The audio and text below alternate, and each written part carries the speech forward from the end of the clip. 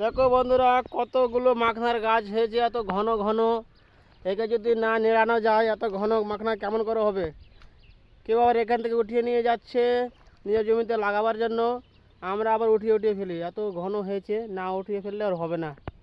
দেখো চারিদিকে ধানের জমি কেমন হয়েছে, ধান। দেখো এখানে জনগুলো কাজ করছে, ঘন ঘন গাছগুলি উঠিয়ে উঠিয়ে ফেলছে, আবার সাজ করছে। তোমাদেরকে কেমন লাগছে কাজ করতে? হ্যাঁ, তুমি কিছু বলো।